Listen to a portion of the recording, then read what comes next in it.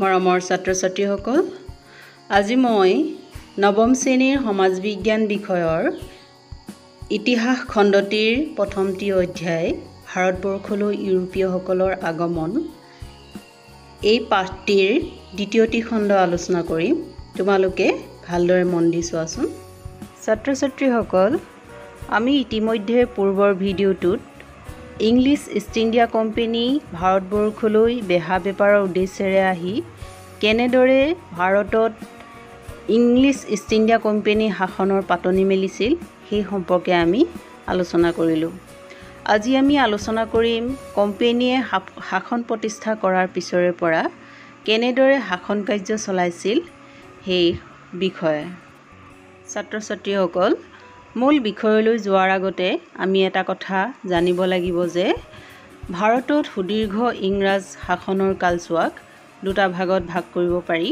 ইয়াৰে প্ৰথম ভাগটো হৈছে মোগল সাম্ৰাজ্যৰ পতনৰ পৰা আৰম্ভ কৰি 1857 খ্ৰীষ্টাব্দৰ চিপাহী বিদ্ৰোহলৈকে, আৰু দ্বিতীয় চোৱা সময় হৈছে 1858 খ্ৰীষ্টাব্দৰ পৰা 1947 খ্ৰীষ্টাব্দলৈকে।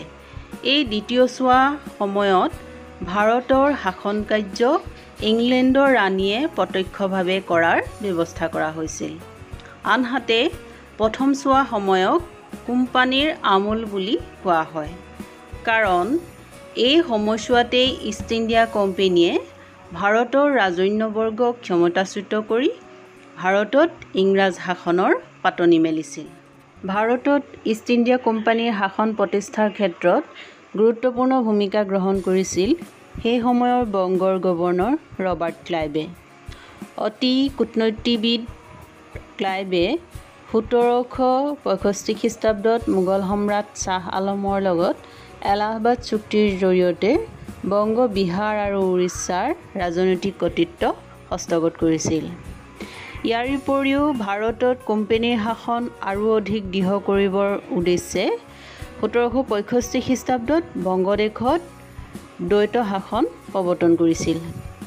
দ্বৈত শাসন বুলি ক'লে এনে শাসন ব্যৱস্থাক বুজা যায় যি শাসন ব্যৱস্থা দুটা ভাগত বিভক্ত আছিল।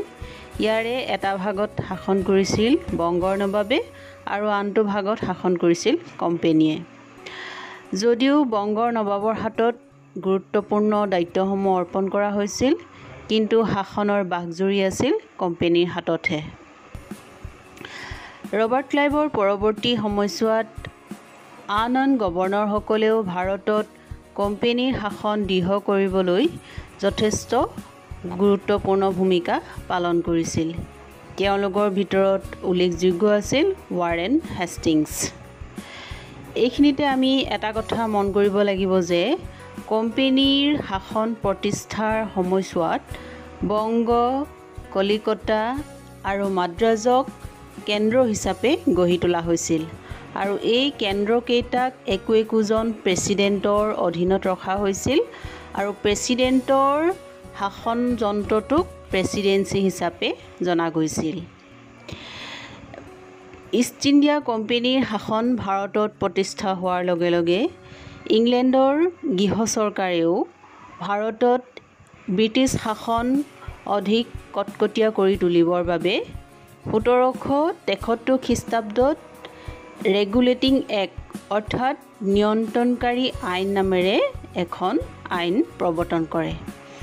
এই আইনৰ জৰিয়তে বংগৰ গভৰ্ণৰজনক গভৰ্ণৰ জেনেৰেল হিচাপে স্বীকৃতি প্ৰদান কৰা হয়, আৰু মাদ্ৰাজ আৰু কলিকতাৰ গভৰ্ণৰক বংগৰ গভৰ্ণৰ জেনেৰেলৰ অধীনলৈ অনা হয়।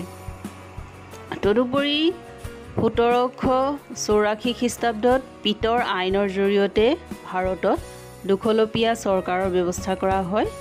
এই দুখলপীয়া চৰকাৰক কোম্পানীয়ে ভাৰতত শাসন চলোৱাৰ ব্যৱস্থা কৰা হৈছিল, আৰু কোম্পানীক পৰিচালিত কৰাৰ দায়িত্ব গ্ৰহণ কৰিছিল ইংলেণ্ডৰ গৃহ চৰকাৰে। ছাত্ৰ-ছাত্ৰীসকল, আমি ইতিমধ্যে আলোচনা কৰিলোঁ যে ইষ্ট ইণ্ডিয়া কোম্পানীয়ে বেহা বেপাৰৰ উদ্দেশ্যেৰে আহি কেনেদৰে ভাৰতৰ শাসনৰ বাঘজৰী নিজৰ হাতলৈ লৈ গৈছিল আমি ইতিমধ্যে আলোচনা কৰিলোঁ। এনেদৰে শাসনৰ বাঘজৰী নিজৰ হাতলৈ লৈ যোৱাৰ পিছতেই ভাৰতৰ দেশীয় ৰাজন্যবৰ্গ তথা জনগণৰ মাজত অশান্তিয়ে বিৰাজ কৰিছিল।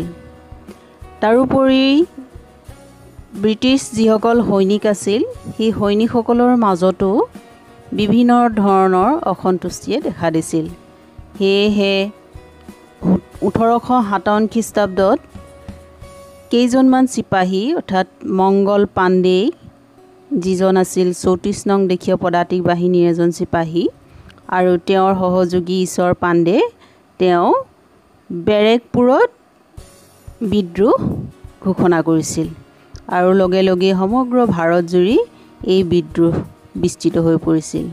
কিন্তু এটা কথা উল্লেখ কৰিব লাগিব যে মংগল পাণ্ডে আৰু ঈশ্বৰ পাণ্ডেক অৱশ্যে ব্ৰিটিছ চৰকাৰে মৃত্যুদণ্ডেৰে দণ্ডিত কৰিছিল। এতিয়া এই চিপাহী বিদ্ৰোহৰ সূচনা হোৱাৰ কিছুমান আমি কাৰণ দেখিবলৈ পাওঁ। এই কাৰণবিলাকৰ ভিতৰত মূল কাৰণ হিচাপে আমি ৰাজনৈতিক, অৰ্থনৈতিক, সামাজিক, ধৰ্মীয় এই কাৰণবোৰ আমি উল্লেখ কৰিব পাৰোঁ। তাৰে ভিতৰত আমি কেইটামান কাৰণ থুলমূলকৈ আলোচনা কৰিছোঁ। সেই সময়ত যিহেতু ইষ্ট ইণ্ডিয়া কোম্পানী বেহা বেপাৰৰ কাৰণে আহিছিল, কিন্তু লাহে লাহে ভাৰতবৰ্ষত ৰাজনৈতিকভাৱে শাসন কৰিবলৈ লোৱাত দেশীয় ৰাজকীয় শ্ৰেণী আৰু জনগণৰ মাজত অশান্তিয়ে বৃদ্ধি পাইছিল। সেয়েহে তেওঁলোকে ইংৰাজ শাসনৰ বিৰুদ্ধে বিদ্ৰোহী হৈ পৰিছিল। ইয়াৰ উপৰিও 1835 খ্ৰীষ্টাব্দত যিটো কোম্পানীৰ মুদ্ৰা আছিল তাত সম্ৰাটৰ নামটোও অন্তৰ্ভুক্ত আছিল, কিন্তু তেওঁলোকে অৰ্থাৎ ইষ্ট ইণ্ডিয়া কোম্পানীয়ে মুদ্ৰাৰ পৰা মোগল সম্ৰাটৰ নামটো আঁতৰাই দিছিল। তদুপৰি সেই সময়ত পাৰ্চী ভাষাক ৰাজকীয় ভাষা হিচাপে মৰ্যাদা দিয়া হৈছিল, কিন্তু ইংলিছ ইষ্ট ইণ্ডিয়া কোম্পানীয়ে তেওঁলোকৰ নিজৰ শাসনৰ সুবিধাৰ্থে পাৰ্চী ভাষাক উচ্ছেদ কৰি ইংৰাজী ভাষাক প্ৰচলনৰ চেষ্টা কৰিছিল। এনেদৰেই লৰ্ড ডেলহাউছিৰ প্ৰতিক্ৰিয়াশীল শাসনে ভাৰতীয় লোকসকলৰ মাজত অশান্তিৰ পৰিমাণ বঢ়াই তুলিছিল। এনেদৰেই সেয়েহে ভাৰতত ব্ৰিটিছ চৰকাৰৰ বিৰুদ্ধে বিদ্ৰোহৰ সৃষ্টি হৈছিল। এতিয়া আহোঁ আমি চিপাহী বিদ্ৰোহৰ ফলাফললৈ। 1857 খ্ৰীষ্টাব্দৰ চিপাহী বিদ্ৰোহৰ ফলস্বৰূপে ব্ৰিটিছ চৰকাৰে ভালকৈয়ে অনুধাৱন কৰিব পাৰিছিল যে ইতিমধ্যে কোম্পানীৰ শাসনৰ তলত ব্ৰিটিছ লোকসকলৰ প্ৰতি ভাৰতীয় মনত তীব্ৰ অসন্তুষ্টি বৃদ্ধি পাইছিল। সেয়েহে এই ক্ষুব্ধ ভাৰতীয়সকলক সন্তুষ্ট কৰি ভাৰতবৰ্ষত ব্ৰিটিছ শাসন আৰু অধিক সুদৃঢ় কৰাৰ স্বাৰ্থত ব্ৰিটিছ গৃহ চৰকাৰে কিছুমান পৰিৱৰ্তন আনিবলৈ বাধ্য হৈছিল। এনে পৰিৱৰ্তনৰ ভিতৰত আমি আলোচনা কৰিম সাংবিধানিক পৰিৱৰ্তন আৰু সামাজিক পৰিৱৰ্তন। সাংবিধানিক পৰিৱৰ্তনৰ ভিতৰত ব্ৰিটিছ সংসদে 1858 খ্ৰীষ্টাব্দৰ 2 আগষ্ট তাৰিখে ভাৰত চৰকাৰ আইন নামেৰে এখন আইন প্ৰণয়ন কৰিছিল আৰু এই আইনৰ জৰিয়তে ইংলেণ্ডৰ চৰকাৰক ভাৰতৰ শাসনভাৰ পোনপটীয়াকৈ প্ৰদান কৰা হৈছিল। তদুপৰি ইতিমধ্যে কোম্পানীৰ আমোলত থকা নিয়ন্ত্ৰণ পৰিষদ, বোৰ্ড অফ কণ্ট্ৰল আৰু সঞ্চালক সভা অৰ্থাৎ কোৰ্ট অফ ডাইৰেক্টৰ্ছৰ অৱসান ঘটাইছিল। তাৰ পৰিৱৰ্তে ভাৰতৰ শাসনভাৰ ব্ৰিটিছ মন্ত্ৰীসভাৰ এজন মন্ত্ৰীক অৰ্পণ কৰা হৈছিল আৰু তেওঁক ভাৰত সচিব হিচাপে জনা গৈছিল। ভাৰত সচিবক সহায় কৰিবৰ উদ্দেশ্যে আন এখন 15জনীয়া সদস্যৰ পৰিষদ গঠন কৰি দিয়া হৈছিল আৰু এই পৰিষদৰ 8জন সদস্য হ'ব ব্ৰিটিছ চৰকাৰৰ আৰু বাকী 7জনক কোম্পানীয়ে নিৰ্বাচিত কৰি দিয়াৰ ব্যৱস্থা কৰা হৈছিল। তদুপৰি ভাৰতৰ শাসনৰ ক্ষেত্ৰত পূৰ্বৰ গভৰ্ণৰ জেনেৰেল পদবী অৱসান ঘটাই ভাইচৰয় হিচাপে নামাকৰণ কৰা হৈছিল আৰু এনেদৰে 1857 চনৰ বিদ্ৰোহৰ পিছত প্ৰথমজন আমি ভাইচৰয় হিচাপে পাম লৰ্ড কেনিং। লৰ্ড কেনিঙে 1858 খ্ৰীষ্টাব্দৰ 1 নৱেম্বৰ তাৰিখে এলাহাবাদত এখন দৰবাৰ আয়োজন কৰিছিল আৰু দৰবাৰতেই তেওঁ নিজকে মহাৰাণী ভিক্টোৰিয়াৰ প্ৰতিনিধি বুলি ঘোষণা কৰিছিল আৰু মহাৰাণী ভিক্টোৰিয়াৰ পত্ৰ ভাৰতীয় জনগণৰ আগত পাঠ কৰিছিল। 1857 খ্ৰীষ্টাব্দৰ চিপাহী বিদ্ৰোহে ভাৰতলৈ অনা সামাজিক পৰিৱৰ্তনো আছিল লেখত ল'বলগীয়া। কাৰণ এই সময়ছোৱাৰ পৰাই ভাৰতীয় লোকসকলৰ মাজত থকা সামন্তযুগীয় মনোভাৱৰ অৱসান ঘটিছিল আৰু তেওঁলোক পাশ্চাত্য সংস্কৃতিৰ প্ৰতিও আকৰ্ষিত হৈছিল। ইয়াৰ উপৰি ভাৰতীয় লোকসকল আত্মপ্ৰতিষ্ঠাৰ প্ৰতিও সজাগ হৈছিল আৰু তেওঁলোকে আমি ভাৰতীয় জনগণ হিচাপে একত্ৰিত হৈ পৰিছিল। কাৰণ তেওঁলোকে বিদ্ৰোহৰ সময়ছোৱা দেখিবলৈ পাইছিল যে সমগ্ৰ বিদ্ৰোহ ভাৰতজুৰি বিস্তৃত হৈ পৰিছিল যদিও সকলো জনগণ সংঘবদ্ধ নোহোৱাৰ বাবে এই বিদ্ৰোহটো ব্ৰিটিছ চৰকাৰে অতি সহজে দমন কৰিবলৈ সক্ষম হৈছিল।